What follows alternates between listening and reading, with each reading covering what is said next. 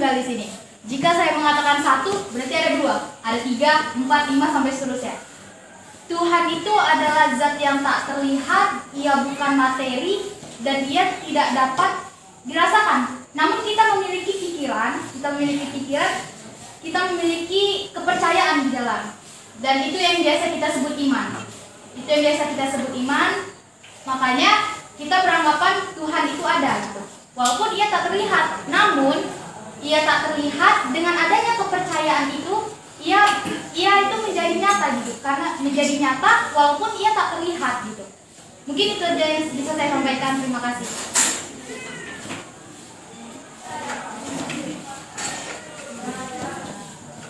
Dia nyata tapi tak terlihat. Itu kontradiksi, nyata tapi tak terlihat. Tapi ada iman, kepercayaan. Tidak secara logika berarti. Iman Tapi hanya bisa ketika sesuatu itu ada. Sedangkan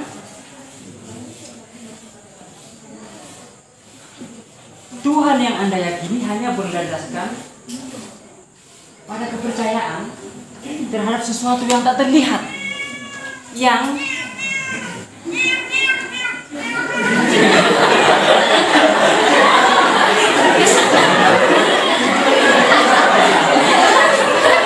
benar kan?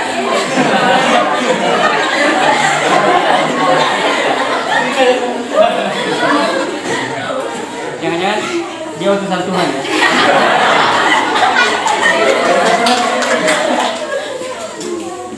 Oke. Sedangkan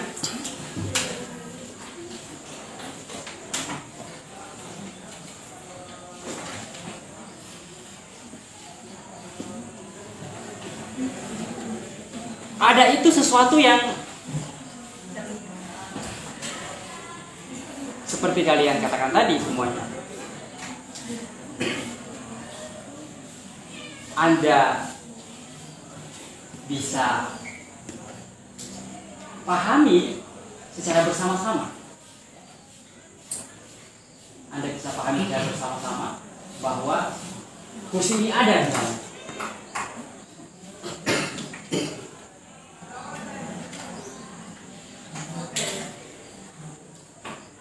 Bagaimana kita bisa mengatakan sesuatu itu ada dari sesuatu yang tak terlihat? Maksud saya, logika saya selalu mengatakan bahwa ada itu jelas dengan sendirinya.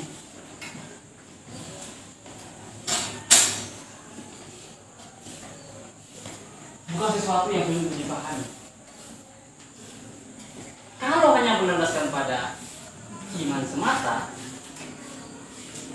bagaimana saya memastikan bahwa apa yang saya imani ini bukan hantu? Hantu. Karena hantu juga nggak terlihat. Nah, itu maksud saya. Hantu pun juga tidak terlihat. Apa yang memberikannya? Yang Tuhan. Jadi, sebagaimana hantu itu adalah omong kosong belaka yang diwariskan secara turun-temurun oleh sejarah kita. Demikian pula Tuhan.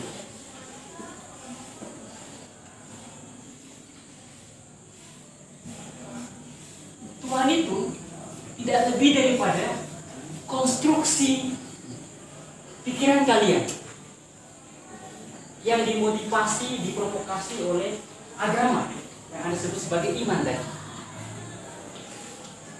Dia konstruksi pikiran Anda sama dengan konstruksi hantu. Dia tidak punya realitas objektif.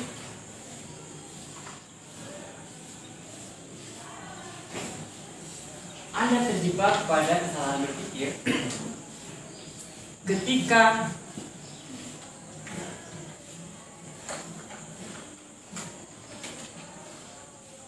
terlalu percaya pada otoritas kitab suci, pada otoritas agama yang hanya mengajarkan keimanan semata yang tidak berlandaskan pada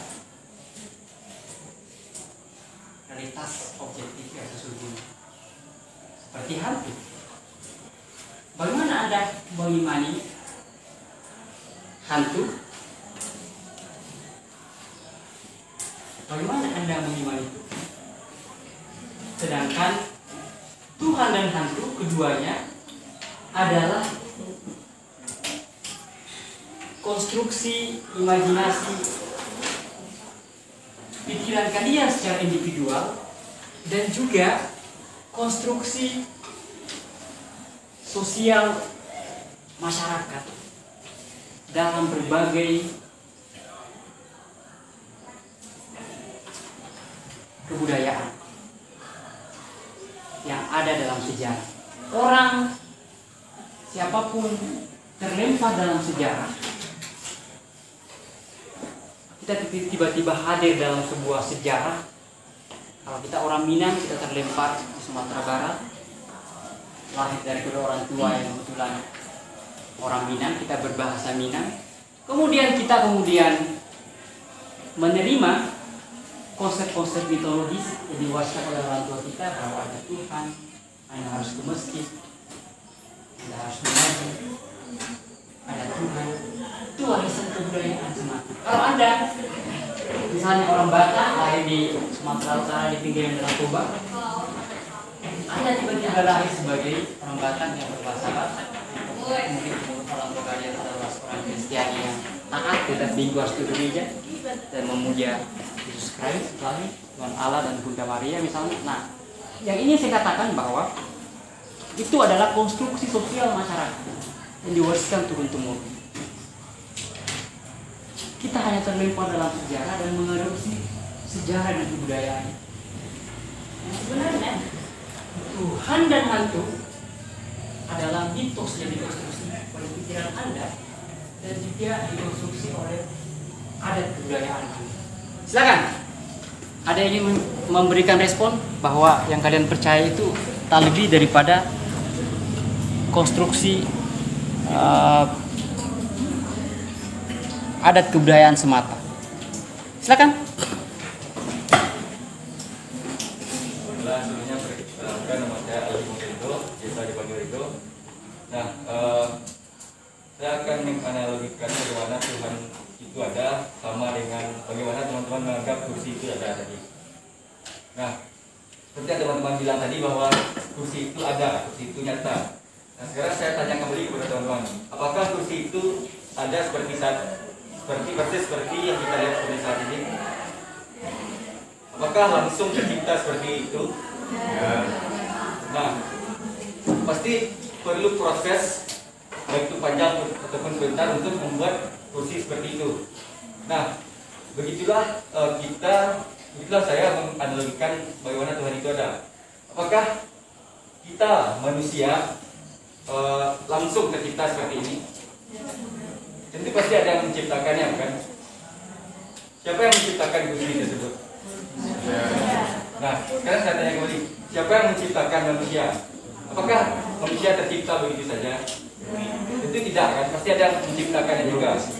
Dan juga sepertilah saya menganalogikan Tuhan itu ada. Kita adalah bukti adanya Tuhan.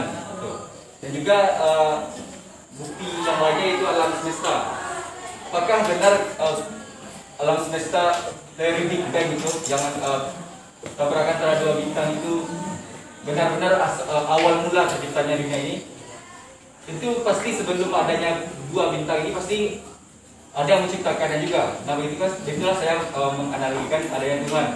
Dan juga pertanyaan Bapak tadi, bagaimana kita mengkonsepkan mengimani adanya Tuhan ataupun hantu. Saya mengimaninya sama dengan bagaimana saya mengimani oksigen itu. Kita menghirup oksigen setiap hari, tapi kita tidak tahu bagaimana bentuk oksigen tersebut. Dan juga yang tidak ada, yang tidak lihat belum tentu tidak ada gitu. Yang terlihat bisa saja ada, bisa saja kita mengimaninya seperti oksigen tadi yang kita hirup setiap hari. Sudah, segitu saja, terima kasih. Ya. Jadi yang menciptakan kursi ini adalah pembuat kursi. Yang menciptakan kamu adalah orang tua kamu.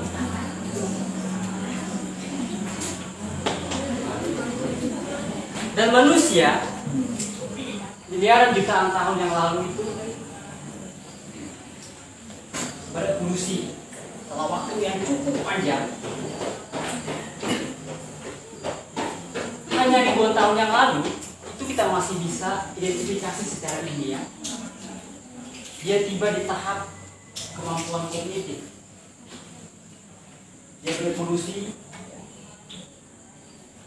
dalam waktu yang cukup panjang sehingga dia kemudian punya kemampuan berburu, kemudian beternak, dia punya kemampuan bertani, berevolusi dalam ribuan ratusan tahun kemudian dia kemudian masuk ke era industri, membuat mesin, membuat pabrik, hingga sampai detik ini manusia membuat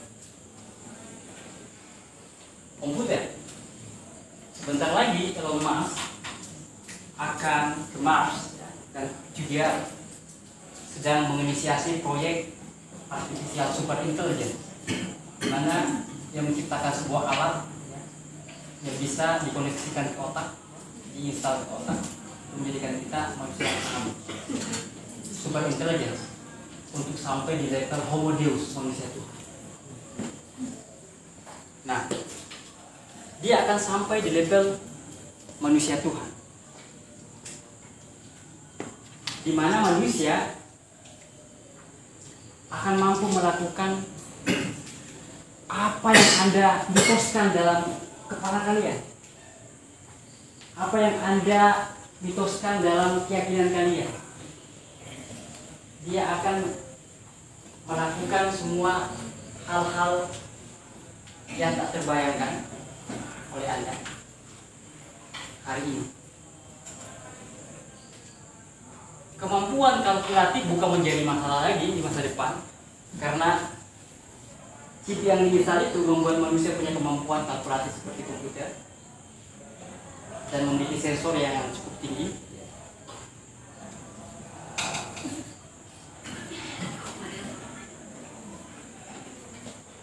Evolusi ini membuat manusia akan semakin terintegrasi dengan algoritma yang bersifat artificial intelligence. Kita mungkin menyebutnya sebagai cyborg, penyatuan manusia dan robot, sehingga manusia pada saat yang sama memiliki kemampuan kalkulatif seperti komputer, prosesor tertinggi yang kalian sering mainkan di game-game misalnya. Dan pada saat yang sama dia masih memiliki aspek biologis manusiawi. Tapi ini baru tahap awal dari evolusi yang masih akan panjang ratusan, ribuan, jutaan, miliaran tahun ke depan. Manusia akan berevolusi menjadi Tuhan yang sesungguhnya. Jadi manusia adalah Tuhan yang tertunda. Dan apa yang ada di kepala kalian tentang Tuhan itu hanyalah konstruksi imajinasi kalian akan kerinduan diri kalian terhadap potensi kemanusiaan kalian untuk menjadi Tuhan di masa depan. Kalian hanya menunda kemampuan kalian untuk menjadi Tuhan, membutuhkan evolusi yang sangat panjang menurut teori evolusi darwinian. Kita membutuhkan evolusi yang panjang untuk survive, untuk menjadi Tuhan yang sesungguhnya di masa depan. Jadi Tuhan tak lebih daripada imajinasi pikiran Anda. Dan oksigen, udara yang kita nggak lihat, dia adalah kenyataan-kenyataan yang ilmiah yang manusia bisa rasakan. Tidak ada hubungannya dengan Tuhan, sebagaimana Anda tidak ada hubungan dengan Tuhan.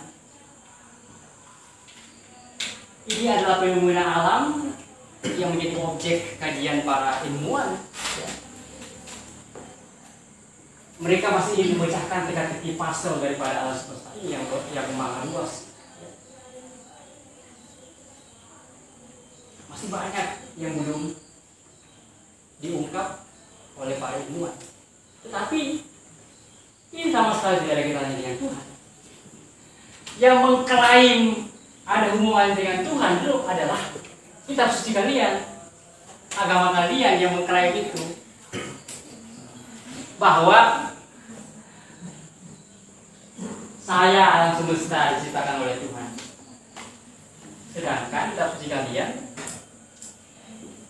kitab suci umat manusia, lebih daripada mitos juga sama dengan adanya Tuhan yang terperangkap dalam kitab suci.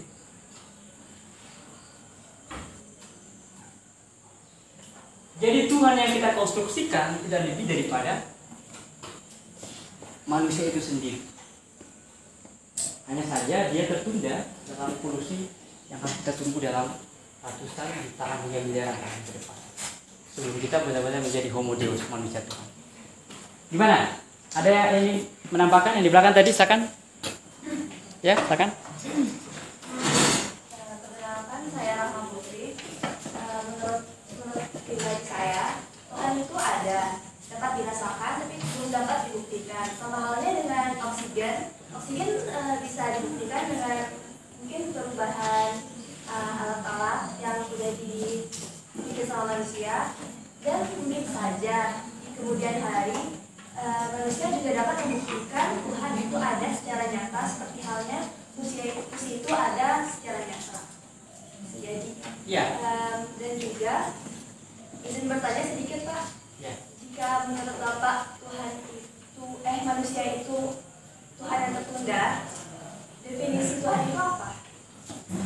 Iya, Tuhan itu sekali lagi hantu yang kalian percayai, yang kalian buat di kepala kalian, yang dikonstruksi oleh masyarakat, oleh kebudayaan, menjadi sesuatu yang kalian secara a priori yakini dalam sejarah, keterlibatan sejarah kalian. Nah, benar bahwa Tuhan tidak bisa dibuktikan, makanya tidak ilmiah, apalagi logis. Kursi ini bisa dibuktikan, fenomena-fenomena ilmiah bisa dibuktikan, yang lain bisa dibuktikan, karena Tuhan tidak lebih daripada konstruksi yang dibangun dalam kitab suci, dan kemudian kitab suci itu kemudian sangat mempengaruhi akal pikiran kalian. Tuhan itu adalah hantu, mitos yang kalian percaya. Dia sesuatu yang tidak logis dan tidak ada sebenarnya. Silakan. Ada yang ingin menambahkan? Ini dulu, Teja dulu. Baik, assalamualaikum warahmatullahi wabarakatuh. Perkenalkan, nama saya Teja Bernisangka. Baik, sebelumnya saya mohon maaf andaikan persepsi saya ini sedikit menyinggung teman-teman yang berbeda kepercayaan dengan saya. Kalau kita berbicara mengenai Tuhan, berarti kita berbicara mengenai agama atau kepercayaan.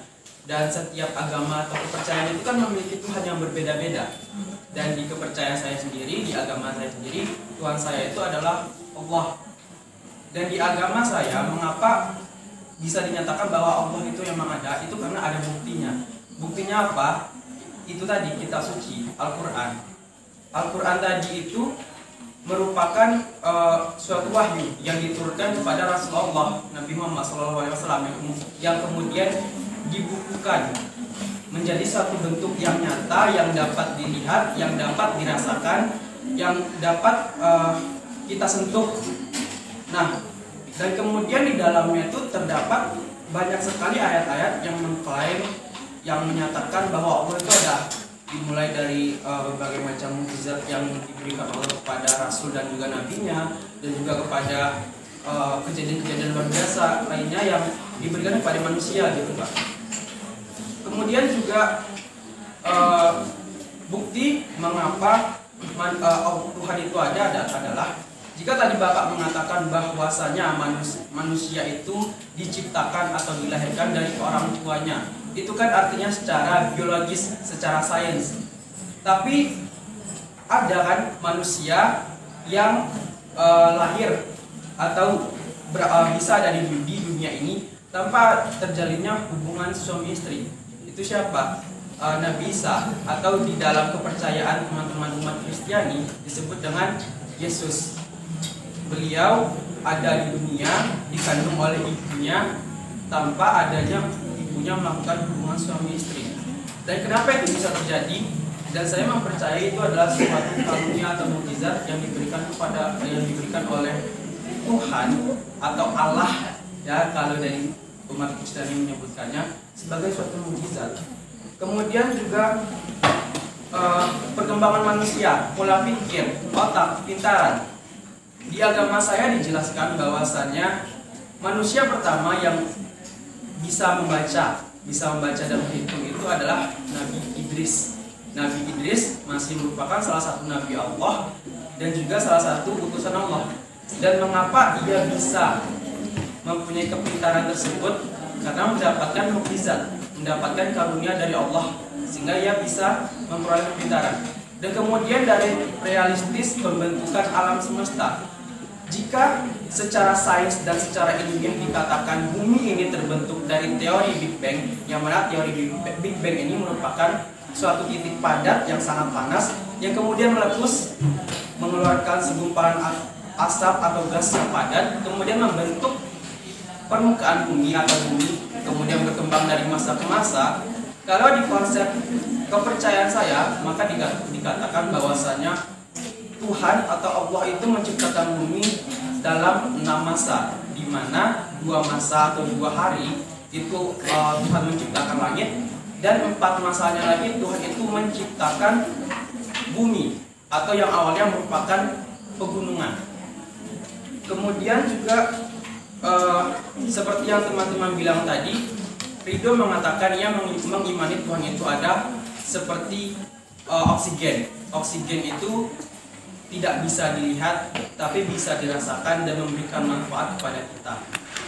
Dan intinya dari saya sendiri adalah pedoman dari adanya Tuhan itu karena ada bukti yang nyata, yaitu tadi kitab suci. Terima kasih.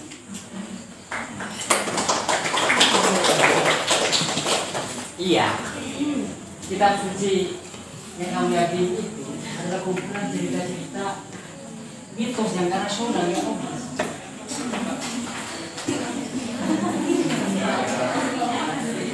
Jadi ada banyak kitab suci nih. Ada banyak kitab suci. Kitab suci A, kitab suci B, kitab suci C, kitab suci D, dan seterusnya. Bahkan setiap kebudayaan itu memiliki mitos-mitos tentang Tuhan dan juga memiliki kitab suci. Beberapa ayat kebudayaan. Kalau ada banyak kitab suci, dia punya Tuhan sendiri. Kitab suci A, Tuhan A. Kitab suci B, Tuhan B. Kitab suci C, Tuhan C. Kebudayaan A, kitab suci kebudayaan A, Tuhan A. Kebudayaan B, kitab suci B, kebudayaan Tuhan B. Artinya apa? Secara logis, ada banyak mitos, ada banyak Tuhan. Ada banyak Tuhan. Sebanyak kitab suci itu, sebanyak adat kebudayaan itu. Ada banyak mitos yang dikonstruksi oleh kitab suci itu.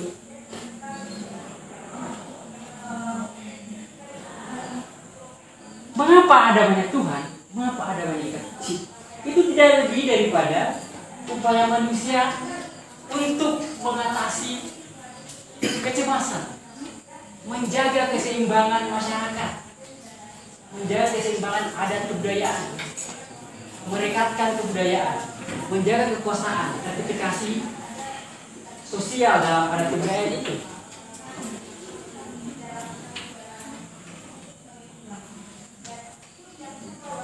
Ada banyak Tuhan, teman-teman, atau ada banyak hantu yang kalian konstruksi. Ada banyak kitab suci yang mengatakan tentang itu, dan itu adalah kabar-kabar yang nggak logis, nggak rasional. Terkait dengan manusia tadi, ya secara ilmiah manusia lahir jutaan tahun yang lalu. Kalau kita mengatakan manusia itu adalah manusia pertama adalah Adam, yang kemudian secara turun-temurun menciptakan manusia-manusia selanjutnya, dia bersuku berbangsa-bangsa. Itu kan kabar dari kitab suci kamu, menurut kamu Islam, kamu Kristen misalnya. Di mana kitab suci itu kita kembali tadi adalah ada banyak kitab suci, ada banyak mitos yang fungsinya sebenarnya untuk menjaga kecemasan individu dan juga fungsinya untuk menjaga masyarakat agar harmonis, agar tidak ada yang mencoba menjadi Tuhan dalam masyarakat itu kecuali kepala suku. Makanya sifat-sifat Tuhan dalam alat kebudayaan masyarakat tribal yang primordial itu hampir sama dengan sikap-sikap kepala suku, berkuasa, punya istri 2, menguasai semua aset tanah, begitu. Jadi hanya refleksi daripada siapa yang berkuasa dalam masyarakat tribal. Berarti Presiden Jokowi itu bisa disebut sebagai Tuhannya negara Indonesia. Ya, dia presiden. Itu Tuhan tadi saya bilang adalah hantu yang dikonstruksi secara filosofis oleh individu dan oleh adat, sejarah dan budaya. Nah, sedangkan sesuatu yang lain yang kamu katakan tadi itu bersifat ilmiah semua, ya, ilmiah yang masih dalam penelusuran objek kajian sains. Misalnya oksigen, udara itu objek kajian sains bisa dibuktikan. Zat-zat kimia bisa dibuktikan. Dari mana asal muasal kehidupan itu ada kajiannya, kajian biologi sama kimianya. Dari makhluk pertama itu adalah makhluk yang memang punya potensi kehidupan. Ada pula yang mengatakan generasio spontanea atau secara spontanis dia mampu menciptakan, melipat-lipat sel-sel kehidupannya. Itulah asal muasal kehidupan di bumi ini, termasuk manusia. Itu dari sana.